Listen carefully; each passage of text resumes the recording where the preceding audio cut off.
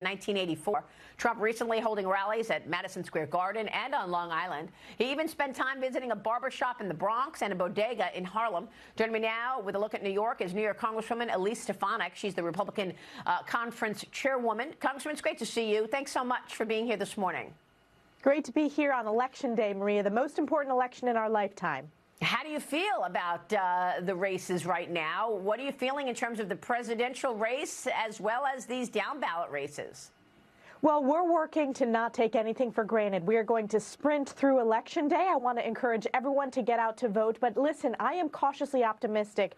And if you look at New York, Maria, you were talking about these key congressional races. We are seeing an overperformance of Republicans when it came to early vote and an underperformance of Democrats. But Election Day is going to matter. Every vote is going to matter. Democrats have spent over $100 million to try to flip 5 seats in New York State.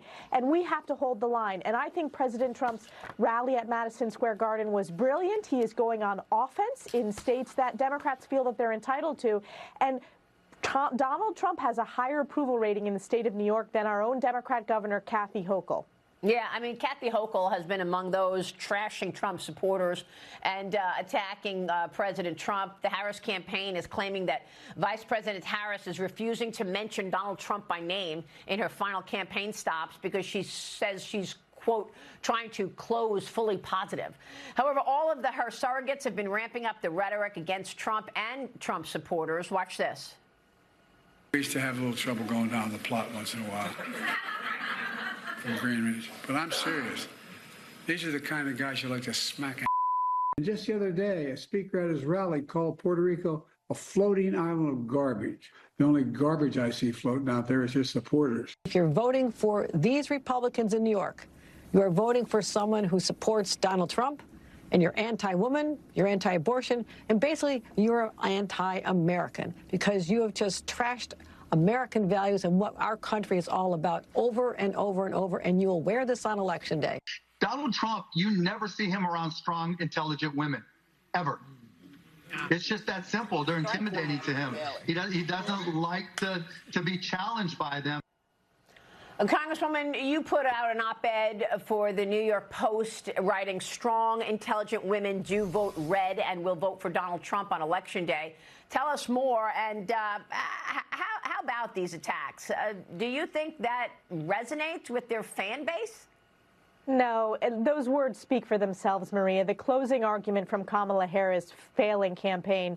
Joe Biden called Trump supporters garbage. You had Kathy Hochul, another top surrogate, saying that the supporters and voters for Donald Trump are anti-American, or voters for any Republican candidate are anti-American. And then, of course, you had Mark Cuban, a top ally and surrogate and fundraiser for Kamala Harris, say that President Trump does not surround himself with strong, intelligent women. Nothing could be further from the truth. You see women such as Laura Trump. His campaign is managed by Susie Wiles.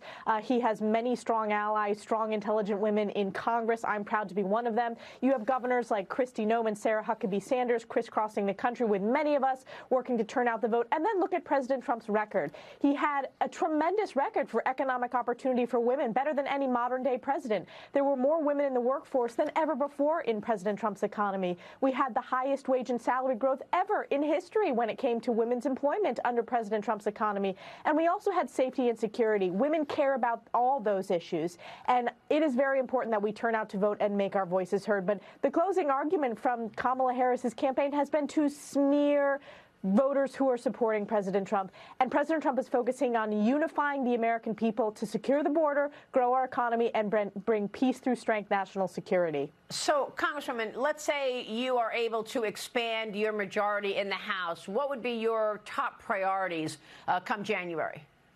Well, we're ready on day one. We're already working on the first 100-day agenda. And the good news is we've already passed a number of bills that Chuck Schumer has failed to bring up. So when the Republican Senate flips and we have President Trump in the White House, number one, secure the border. We passed the Secure the Border Act, and Chuck Schumer failed to bring it up. Every Republican supported that bill. Number two, unleash energy independence. We need to have an all-of-the-above energy approach, and we need to make sure that we return to energy dominance when it comes to U.S. energy rather than this Green New Deal garbage, the Green New sham that Joe Biden Biden and Kamala Harris have put forward.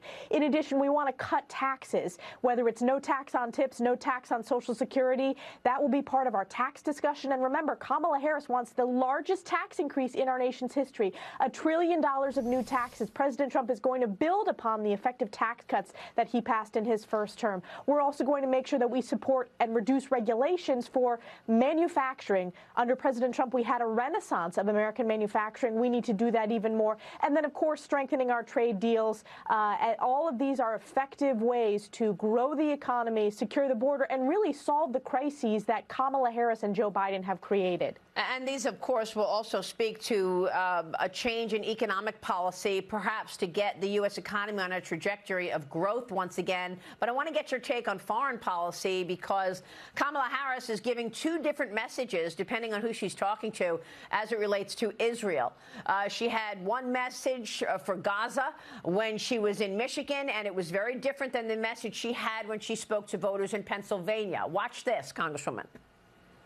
I will always ensure Israel has the ability to defend itself. What has happened in Gaza over the past 9 months is devastating. We cannot allow ourselves to become numb to the suffering. Congresswoman, your reaction to her messaging as it relates to Israel? Well, it just shows the incoherent and the failed foreign policy of Kamala Harris and Joe Biden. And let's make no mistake here, Maria, at every opportunity, Kamala Harris has turned her back on our most precious ally, Israel. That's why you're seeing among Jewish voters, particularly in the state of New York, President Trump is winning Jewish voters. Look at his record. You had the Abraham Accords, the first peace breakthrough and normalization in a quarter of a century. You had the movement of the embassy to Jerusalem, the eternal capital of Israel. You had the recognition of the Golan Heights, and you also had the executive action to combat anti-Semitism and expand Title VI protections for Jewish students on college campuses. What have we seen under Joe Biden and Kamala Harris? You had the catastrophic withdrawal from Afghanistan, you had Putin invading Ukraine, and then you had Iranian-backed Hamas terrorists attack Israel, and both Joe Biden and Kamala Harris failed to condemn the anti-Semitism raging on our college campuses. President Trump is the peace president. He brings peace through strength with strong national security. I've worked with him on that, on the House Armed Services Committee, the House Intelligence Committee. And what have we seen? We've seen war and chaos and catastrophe and a weakened national security. So the reason why Kamala Harris is speaking out of both sides of her mouth with different messages is because they have an incoherent, weak foreign policy. It's time we return to a strong commander-in-chief, and that is no question President Trump. All right, Congresswoman, we'll be watching your work, certainly, and this race throughout. Thanks very much. Elise Stefanik, always a pleasure.